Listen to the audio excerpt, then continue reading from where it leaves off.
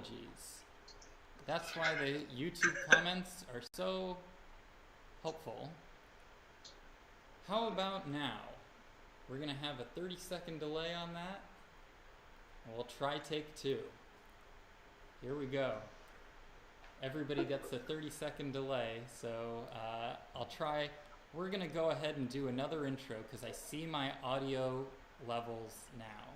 So I think we're golden. We'll try this as a take 2. Here we go. Okay, I think we're golden. Here we go. Starting once again, welcome everybody to a Blinks live stream. I'm John Bobrow. I'm so excited to be live streaming and doing it with audio this time around. I'm not one of those awesome Instagram ads that gets you clicking because you're like, wait, is my phone working? Thank you so much for joining, and I'm so excited today. We're releasing 3 brand new games on the Blinks game system. And these are 3 new games that are admittedly really tough, and so I hope you stick through to the end to watch me struggle with all of them. I'm so excited to have the game designers with us, and I'm going to let them all join us right now. So without further ado, I'd like to introduce the creators of the Blinks Puzzle Wizard Pack games. Jude, Scott, and Jeff, everybody can say hello. Hi. Hello. Hello.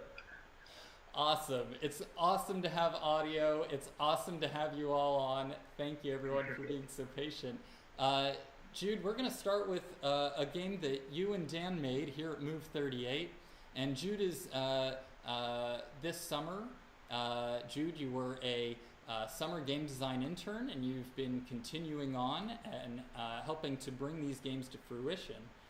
But Jude, I'd love for you to share a little bit about yourself, and then we'll get into the cloud game. Sounds good. Thanks, John. So I'm Jude Pinto. I'm a game designer and artist. I'm living in New York, and I started working as a game design intern at Move 38 this past June, and it's been an absolutely mind-blowing experience. I've had such a blast working with the team. And the Puzzle Wizard Pack is the first release that I've been a part of, which has been really exciting. And yes, I worked on the cloud game with Dan, and we're going to get into that today. So, one more thing. This is actually my cat Milk. She's here to join us as well. I hope everybody watching at home is watching with their pets. I know that Ernie is at home. Ernie gets to enjoy this live stream a little bit later, so thanks for bringing Milk, Jude. So I've already loaded up the cloud game. We've got this, and let me actually hold this up because if you're just tuning in.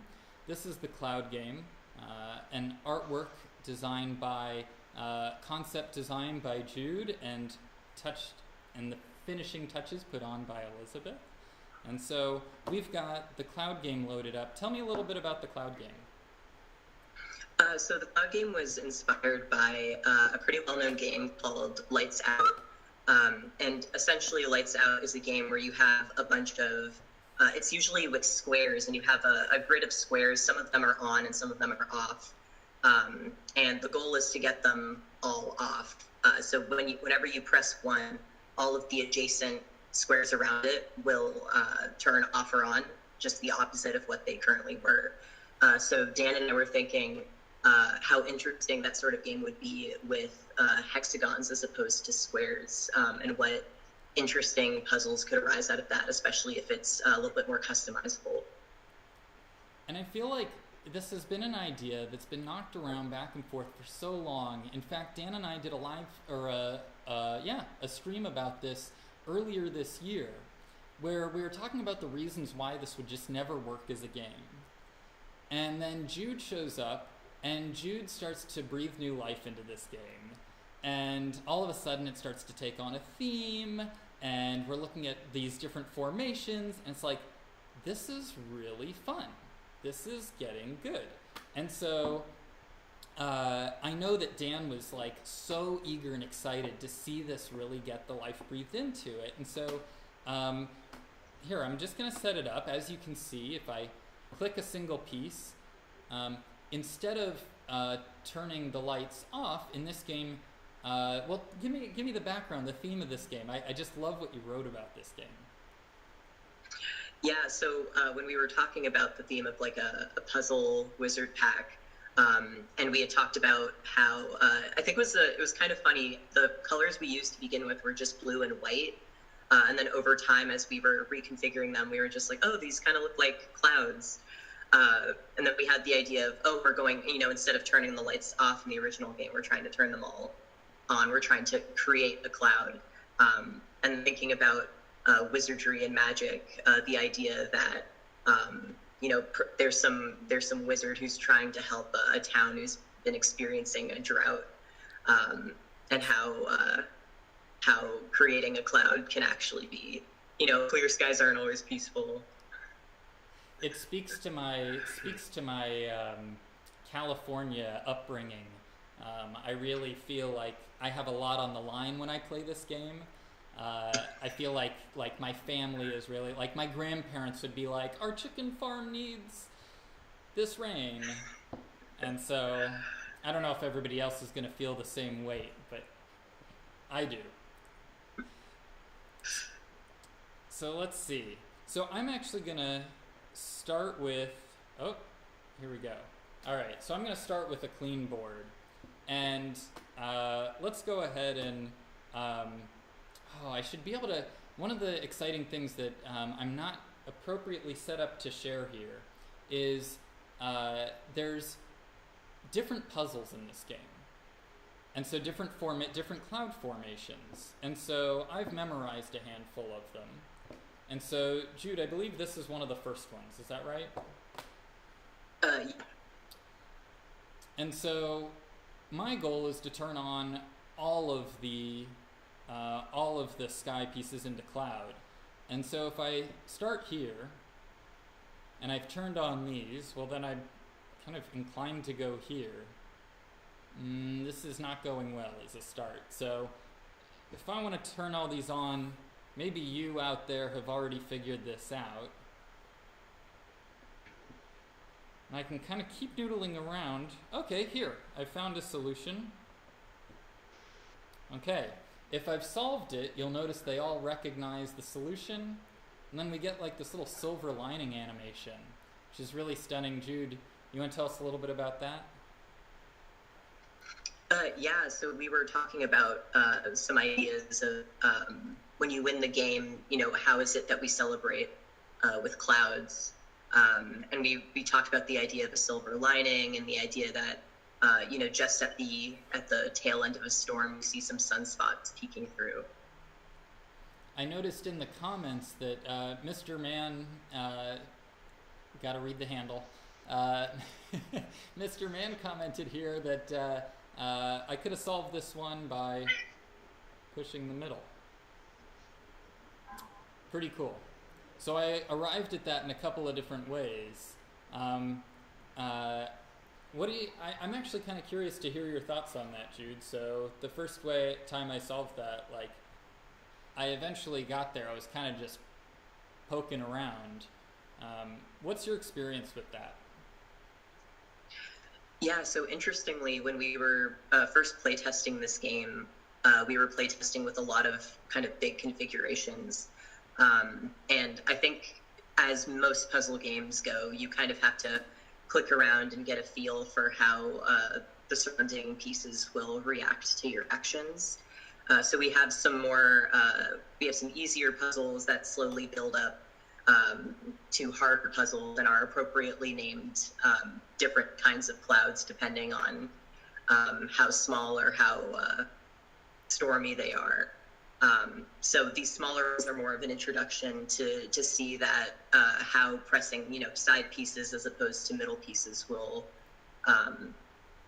change the puzzle. And I feel like I like that you can just hop right into this. And I also like that there's these early levels are really easy, but they teach some sort of core principles of like, okay, I'm going to think about where's my optimum spot. let me see if I can set up one of the later levels, just to show. And if I need to reset, so if I get stuck, I can always just long press any piece and it resets the board. And let's see. Let's go ahead and turn those ones off. I feel like there's some pretty cool... This looks like a later level, but I feel like I'm a little bit off. I don't know if I could handle this on screen. Let's see.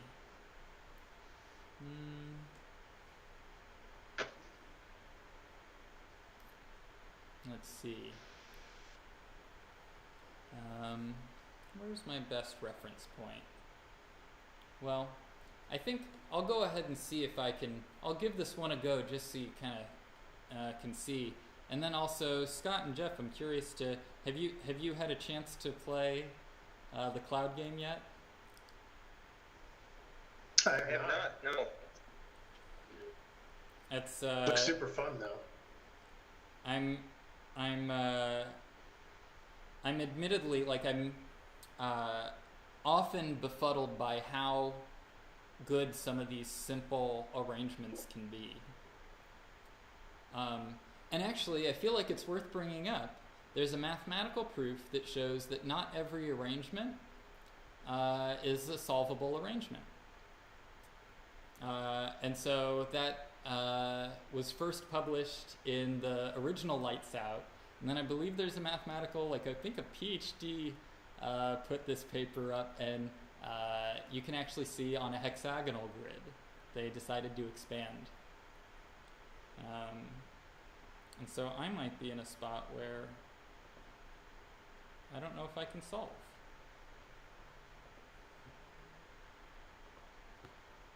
Feels pretty close. Let's see. Can I remove a component in the middle of a puzzle? Oh, that's a good question. You definitely can. The game holds up if you remove a component in the middle of the puzzle. However, you'll notice it doesn't celebrate.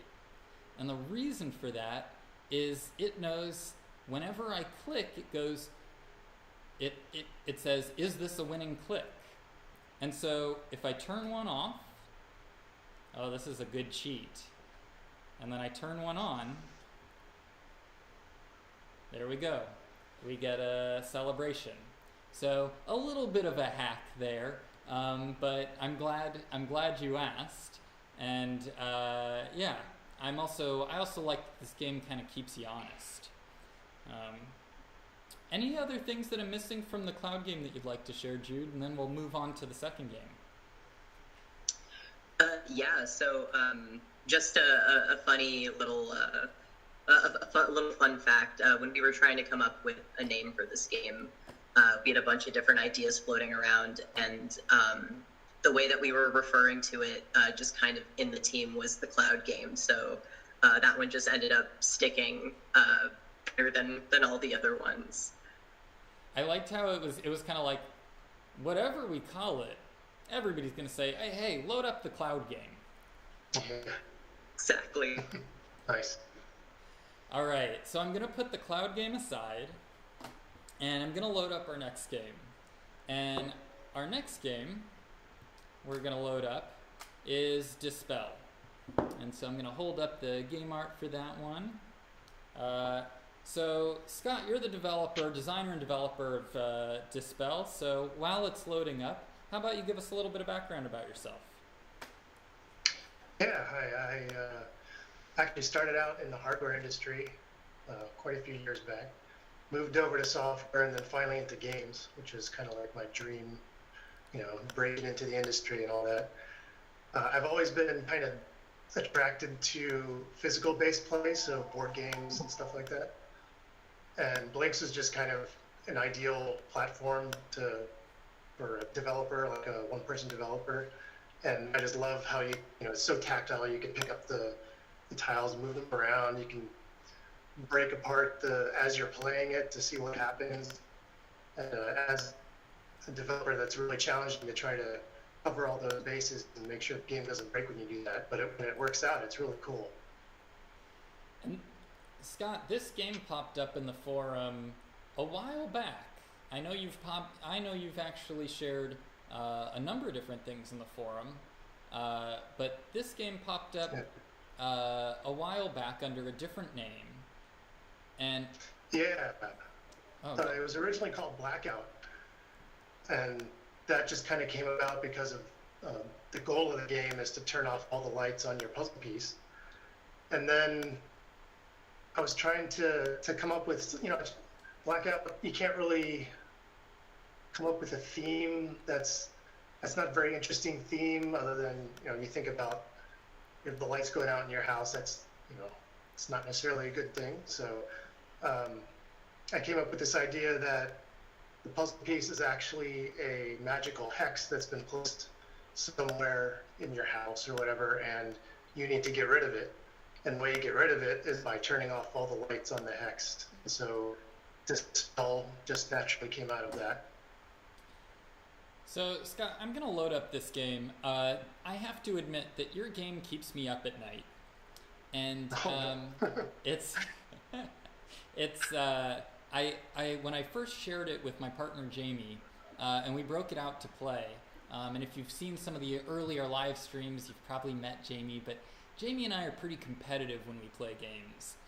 And I loaded up and I'm like, I'm going to show you how a level 1, so let's show everybody a little bit of Dispel. So in Dispel, I tapped a piece to become a hex tile, and then these runes on the outside are just waiting to get a puzzle. And so I'm gonna double click to start the game. I'm starting it on level 1. And I showed Jamie like this. I was like, okay, so the goal of the game is to cancel out all of the lights on the hex tile. And, the red one here, I'm going to have red there to cancel it out. And the runes can iterate between red, green, and blue. And so I would do something like this and go, okay, so if I attach red and have the orientation such that red is here, it's going to cancel out that red. And so I start with level 1. And let me actually, I start with level 1. I'll finish the story first. And I do it, and Jamie goes, okay, how many levels does it go up to? I'm like, 6.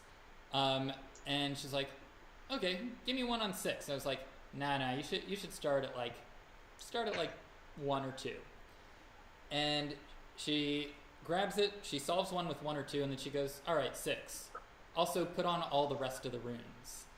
And I'm sitting there and I'm going, there's no way. And she solved one at level 6 with 6 runes, and I'm sitting there with my hands over my head going, I don't understand. Impressive. It's she earns her status on the live streams. So yeah, level 6's tripped me up too. So I think I've got this one solved. Let me give this a go. So you need to know something. So one of my favorite things about this game, Scott, is that you also learn about color theory, or just the way color and light works. So I need to cancel out red, but yellow isn't red, green, or blue. It's the combination of red and green. Yep. And so I need to know that. And in the instruction booklet, if you didn't know that, you can see that red and green equals yellow. And so I see that red is here and here, so I'm going to attach this one. I'm going to cancel those out. And that helps me out a little bit. Now I can see green and green. And on the stream, it looks a little bit cloudy, but in person, I can see very clear triangles. So here we go. I'm going to cancel out the green now. And if I didn't rotate correctly, just so you can see that there, it won't cancel, it'll add. So I'm just going to rotate it correctly and cancel. And then let me get that blue one in there. So satisfying. Yeah, I love the rainbow palooza that happens. That's when you posted this on the forum. I think you shared a GIF of this celebration, and I was just like, I don't know what's going on in this game yet, but I want to solve this. Yeah, it's a nice treat for sure. Was this something that, like, early on did you create this? I mean, there's a lot of really nice refinement in this game.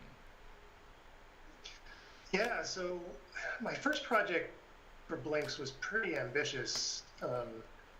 So for this one, I wanted to go a little bit simpler. So I went with a puzzle game with a limited number of pieces. It's up to 7 pieces max. That's all you need. If you have the base 6 or however many, even 3, you could play a game. Probably would be as challenging, but I've always been a fan of puzzle games in general and on mobile, and there's been like color combining games that have really intrigued me, and so I wanted to make one of my own.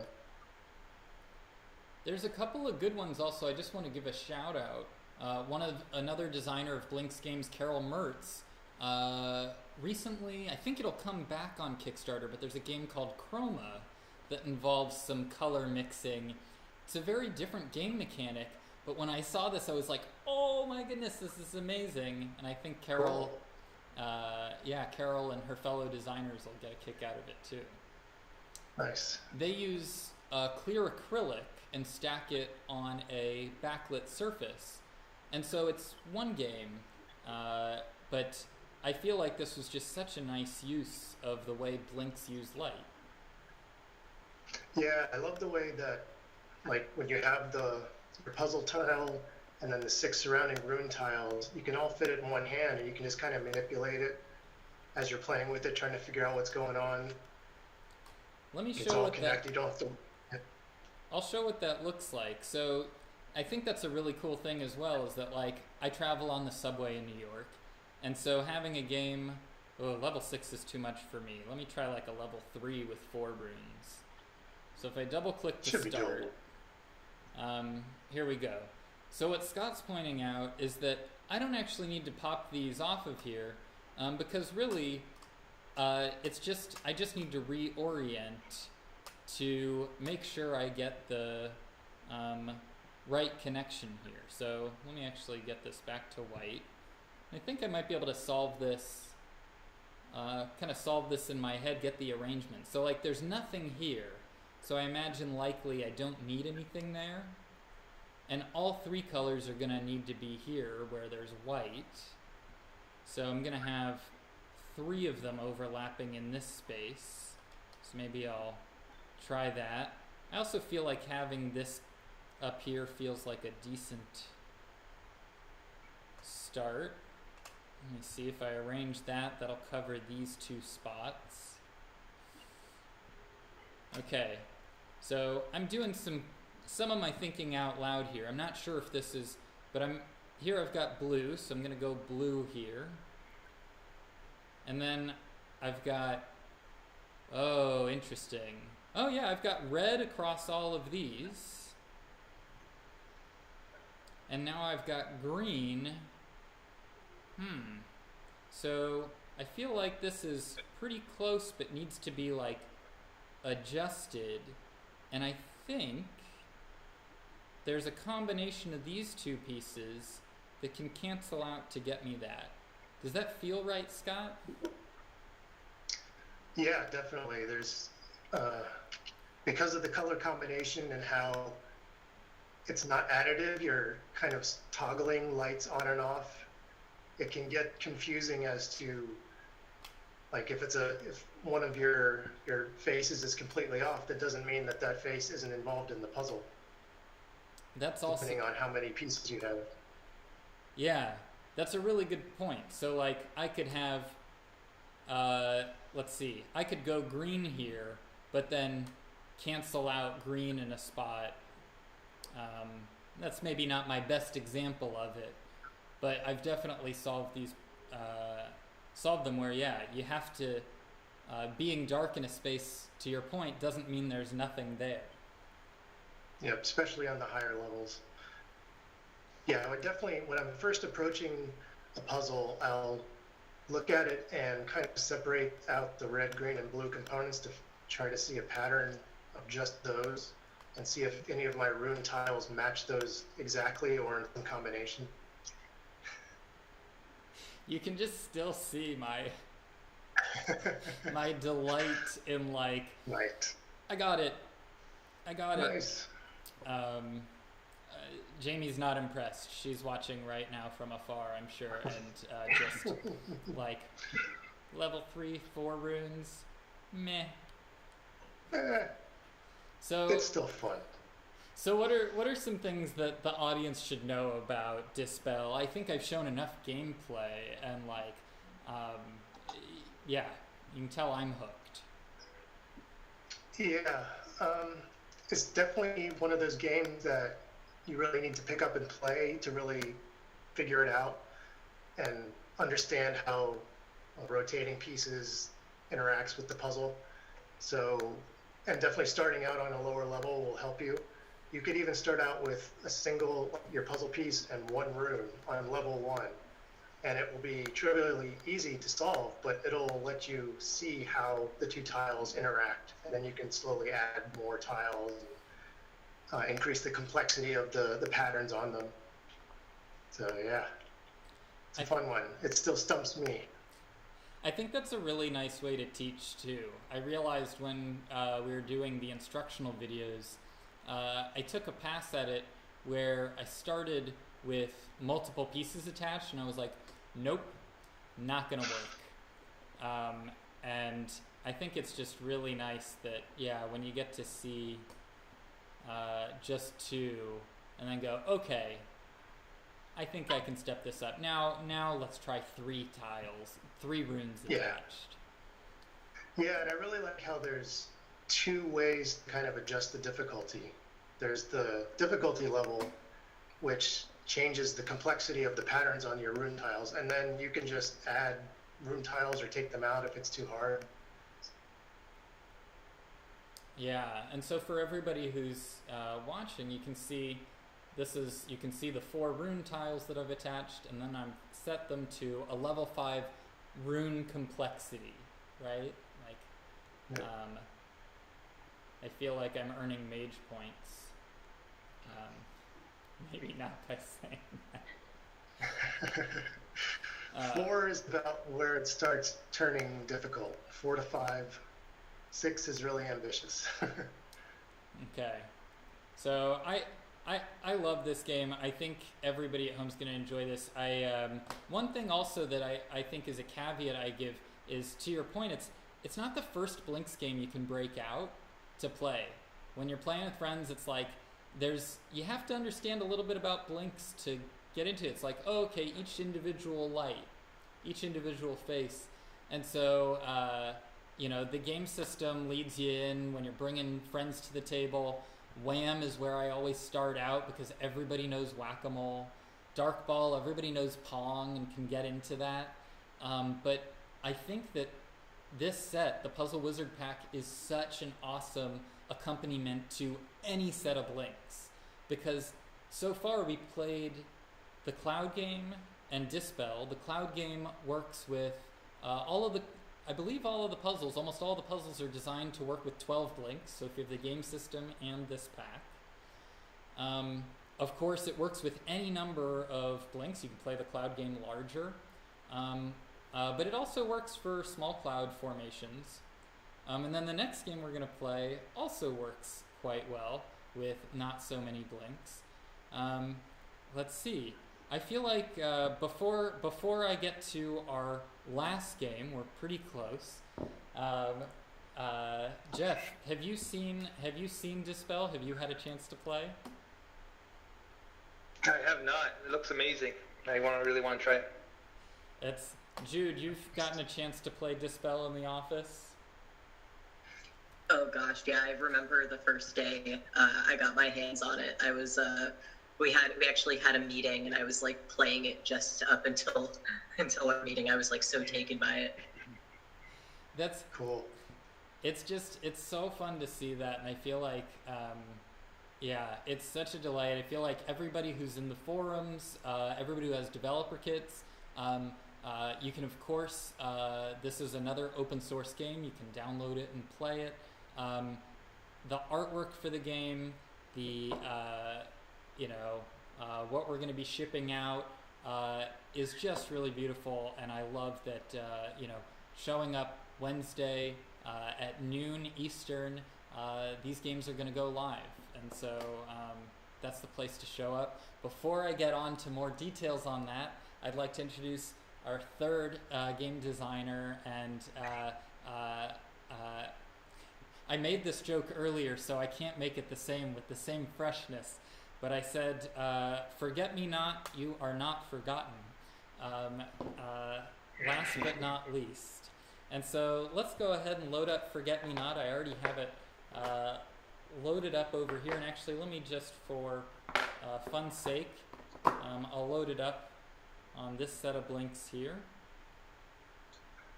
And so, Jeff, tell us a little bit about yourself. Well, I'm a computer trade, but in the past 20 years I've been designing a lot of board games for the hobby. So some of the popular ones, 1812 Invasion of Canada. So these are light war games, but in the style of Risk, but based on a certain war. They've been very popular. Fun card games like one called Dude, where all you do is say dude back and forth to each other in different ways. It's a really light game, but I always like making games of any type. So when I got to get Blinks, it was just awesome. And the ability that you can actually code your own games just makes it even more so. I'm also familiar with Dude, so if you're not familiar with Dude, you should check it out. I love supporting our other... I think one of the coolest things about publishing games from game designers is we publish games from first-time game designers, and we publish games from game designers that have other games, sometimes tens of games. We've talked to game designers that have hundreds of games. And so, if I'm not mistaken, Dude also has a sequel. Yeah, there's more Dude. And there's actually one more Dude, too. You can have up to 7 players with, you have the one more Dude. So I gotta look up this game. Yeah. We'll all be saying Dude at the end of the stream. It's so let me so I loaded up Forget Me Not, and Forget Me Not is played with 7 blinks, no less and no more. And so when I put them all together in this orientation, we get sort of this flowery burst. And yeah, maybe Jeff, tell me a little bit of well, should I show a little bit, and then we can kind of get into when it was first conceived? Sure, let's do that. All right. As I mentioned, thank you so much. As I mentioned, these games are tough, and I'm going to press my luck. So to start the game, all I have to do is click the middle piece. And so it comes up with an arrangement, and I need to remember where the colors are and note which one changed. And I think this one changed. Oh, I sure hope that I actually am totally on my own for this one because I think everybody else is on delay. So I'm going to give it a guess. There's no time limit. So I can sit here and break my brain on this forever. But if I... and I totally did not get it right. And I realize I also have not the end game state loaded from the live game. So we'll see if we can see if I can get this. Oh my goodness. There we go. Use the force. Okay, round 1 passed. So, in this game, I'm going to pause here because it's exciting for me to be at this point. Level 1. And I should note, I think this is not the final color palette that I have loaded up, and I realize that the scoreboard is on the end game, is not in here as well. So this game is getting its final tweaks before shipping. But I realize that I am on a slightly previous version here. So it might be a little bit tougher for me too. So Jeff, tell me a little bit about what I just did. So this little background on this game, I came up with this during the Global Game Jam you guys were a part of back in January, and you guys kept on saying how fun it was, and you couldn't be more right. So over the course of the weekend, I chatted with everybody online, came up with an idea, and programmed it about 3 or 4 times to finally get it working, and we came up with an earlier version of this. But the idea was sparked from the theme for this year's Game Jam, which was I think something like Lost and Found. So the idea being, like the Blinks always to me looked like a flower in that orientation. So I was thinking of almost like she loves me not, and you pull off the petals. But that became a little bit too big for me to work on over a weekend, so I decided to go more of the forget-me-not, the memory game. The idea being the complexity can be changed quite a bit by pausing how long you see the colors for, how long the delay is of darkness before it comes back, and also the complexity of initially you could only have a few colors, and then they become more complex. And then beyond that, we want to introduce even different things. So if, like in the release that I had for the Global Game Jam, suddenly the petals would change. It wouldn't be just colors, but it'd be the location of a side that you had to remember. And that's what, changes your whole brain way of thinking. It sounds like, that was kind of neat. That was something exciting. So the idea is have sort of these surprises as you come along and say, okay, that changes how I have to think. And then you see how far you get. Like Scott said, it's kind of nice to hold those 7 blinks in your hand. You can have them on the subway, and you can just sit there and play it and just see how far you can get. It's, and I love that, like, yeah, I feel like all 3 of these games are portable, but Jeff, you and Scott both, I think, the ability to just break this out, play. I feel like also in this past year and a half of being so frequently left to play games by ourselves, or I think that the Puzzle Wizard pack really came in. It's just like a really nice artifact of something that you can really kind of and I feel like Forget Me Not, from the beautiful theming of it to the simplicity of the initial concept to how upsettingly difficult they can get. It's just like it's I really like that feeling. So let me see. I'm gonna try for round 2 here, and admittedly, the first few rounds should not be so difficult. So let's see if I can hang in here.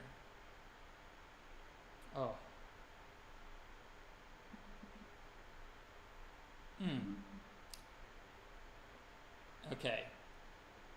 Round 2 passed.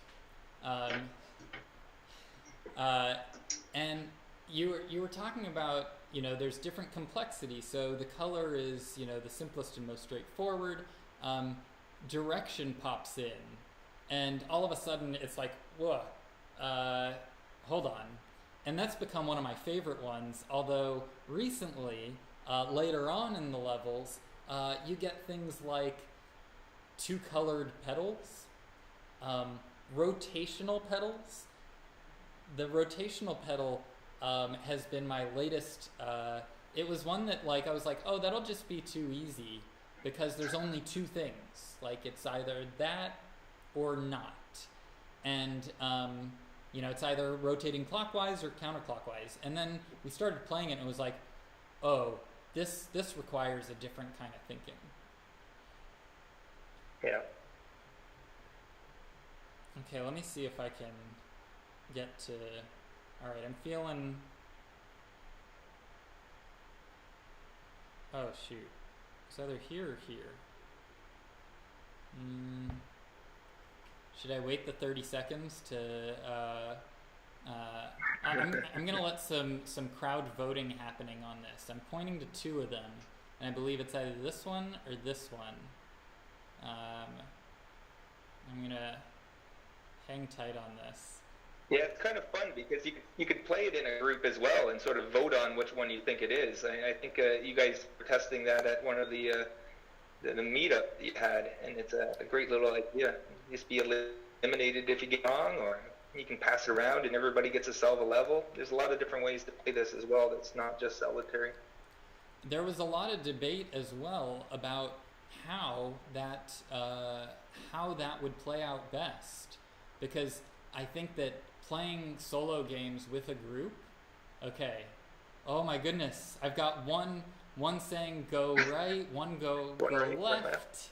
All right, two finger or one finger. I'm thinking go right is the two finger option. Oh, but I won't get confirmation for another 30 seconds. We'll see. I'm going to hang tight for one more moment. But the debate that we had over the multiplayer was, should you be able to simply advance to the next level?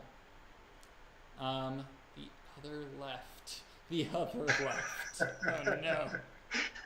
That doesn't help. That doesn't help. Okay, I'm going to try the two-finger one. Yes! Do it. All right. So we're at level 4. Level 4, here we go. Let's see if I can go one more. Okay, these ones are all kind of whitish, purple, blue. Here we go, whitish, purple. I think the top one here. All right, killing it. Okay, here we go. I think I can get to one more level. Okay, this should be easy. All pink over here, purple, blue.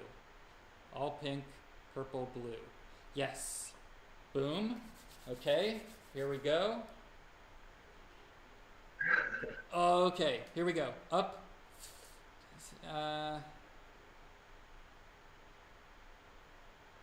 Oh, crap. Oh, it's so good. It's so good. Oh, man. It's so good. I want to say the top one, but I'm not positive. I'm going to go for it. Oh, no. And this unfortunate not scoreboard here. And one of the cool things about this, so Jeff, and I feel like this is worth talking about. I want to, a lot of the people watching, maybe they've played Blinks games. A lot of you might have developer kits. One of the cool things about Blinks is almost 1 in 5 Blinks game system holders has a developer kit. There's lots of developers in the community. And so it's one of the most special things I think that I'm so excited to keep up, is that we want to make it easy for people to be able to make games. But also I want you to be able to learn from the games that people have made. And Jeff, you made this game in a weekend. Then it was, okay, what are some of the features that would really bring this game, like what does a shipping game for Forget-Me-Nots look like? And it raised all these really interesting questions that we've had a lot of fun working with at Move 38. And so none of the games for Blinks have ever had a scoreboard before. The closest, admittedly, and actually I shouldn't say none of, but the limited release of Dragon's Lair does have a scoreboard to it. But in Forget-Me-Nots, at the end of the game, it's like you want to know how far you've traveled. And so that's not only is keeping track of score an interesting thing, but moreover, it's how do we display score? What's the right way to do it? And so I don't have it loaded up here, I realize. But one of the things that I'd come into the office and prototype oh, here's what looks like a numerical display. Is that legible? Okay, maybe we can have, Dan was like, okay, there can be a number on the left, a number on the right. And I was like, okay, that's a cool idea. I think that works. And then there was this idea, and I'm not sure if Jude, you brought this up, that what about something that fills the the room? And I was like, yeah, there's something nice about being able to see kind of the travel. You don't need to learn a new counting system.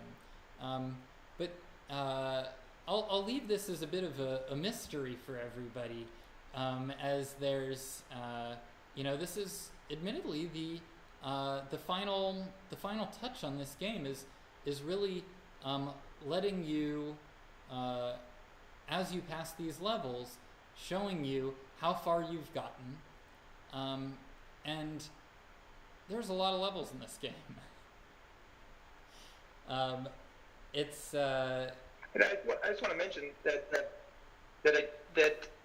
I'm not that good a coder. I've been computer engineering maybe 20 years ago, and so I can sort of get to the level of making a game and making it playable. But the Move 38 team has a lot of great skills and great ideas to help this. And honestly, I don't think I'd have the time to make it as good as it's going to be without your guys' help. So it's really awesome that you guys can help support people when they want to design a game. So it's so if you're out there and you just want to make a concept game and play it and get it to work, that's pretty good, and then they can help you take it further. And we enjoy that process so much, Jeff. I mean, I really, a big shout out to Jude, who's with us, who's been doing so much work on this, and Dan, who's really led game design for Move 38 for the past 2 years. I mean, just really, I also feel like since I'm on the live stream, it's a worthwhile mention that we're looking to find the next director for games. And so the team at Move 38 is continuing to expand, and we've got a lot of exciting stuff in the works. But Dan, who's led our games for the last 2 years, we're wishing him well as he's going to be doing games and continuing into a new role at a new studio.